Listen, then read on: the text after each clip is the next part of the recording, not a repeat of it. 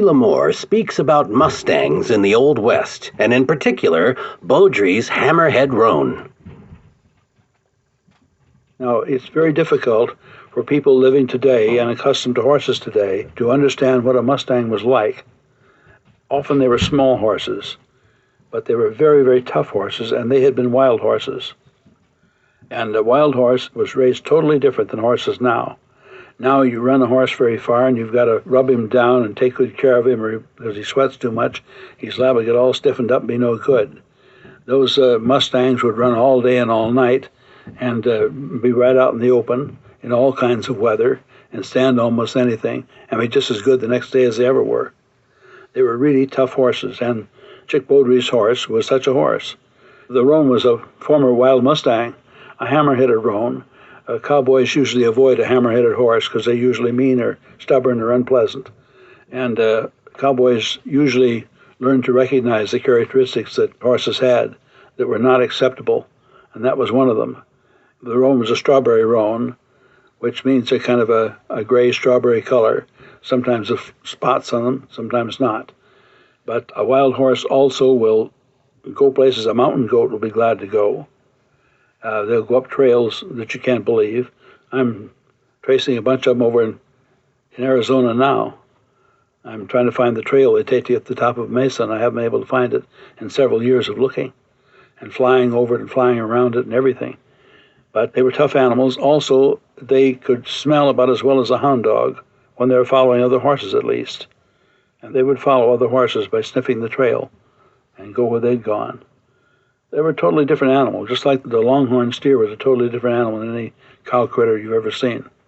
They were fierce and they were wild, and the Mustangs were the same way. You see, in the early days, they caught wild horses, and they did what they call rough break them. They would get a horse and blindfold him, and get a saddle on him, and get a bridle on him.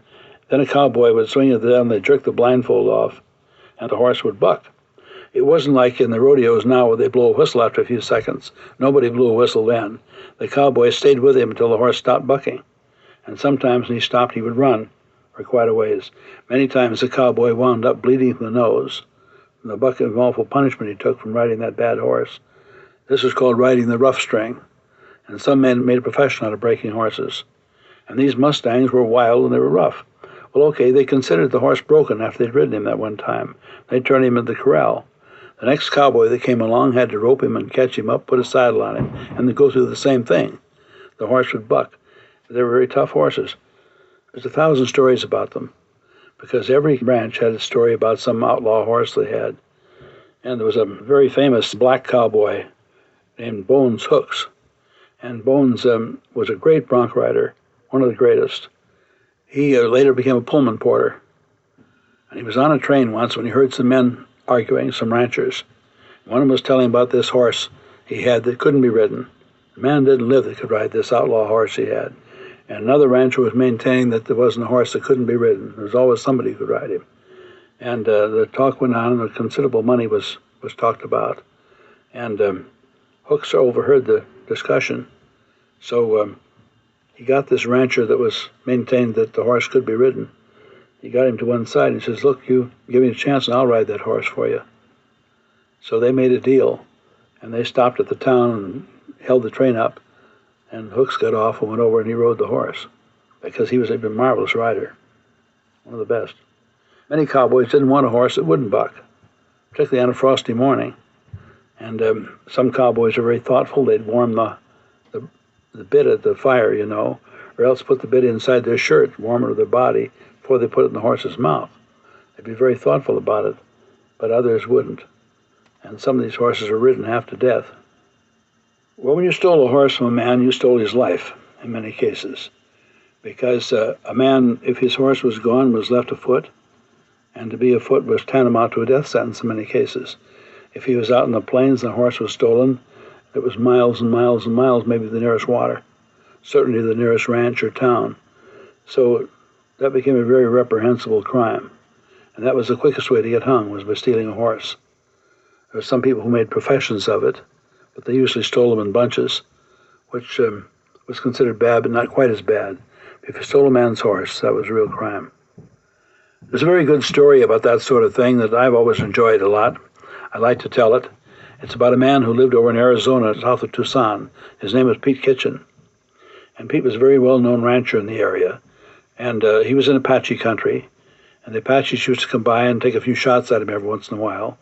And he usually kept 2 or 3 Mexicans up on the roof of his house behind a wall up there to shoot back. And after they'd killed 26 Indians, the Apaches would just ride by and wave at him. They decided he was warrior enough, he'd proved himself. But anyway, some very misguided characters came along and stole some horses from Pete and took him off down the country, headed toward the border. And Pete started to saddle up to go after him, and someone said, "Pete, you're crazy. You're just one man alone. Why don't you wait and get a posse?" He said, "By that time, they'll be over the border." So he started after them, and he chased them down, and sometime later he came back without them, but he had his horses. And I said, "What happened, Pete? Did they get away from you?" "No," he said, "they didn't get away from me. He said, they gave me an argument, and I had to kill 2 of them. He said, I arrested the other ones, bringing him back, and I'd been riding day and night to catch up with them.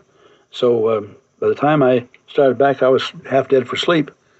And this horse thief would sit there in his horse. He'd say, 'Well, Pete, you're going to go to sleep, and when you do, I'm going to kill you. I'm going to kill you, and I'm going to get away.' And this kept on for quite a ways, and Pete was just nodding in the saddle. He could hardly stay awake. So finally, he decided something had to be done. So he stopped, and he put a noose around this horse thief's neck, threw a line over the tree and tied it, and then he went over and went to sleep. And he said, "Would you believe it? That horse walked off and left him."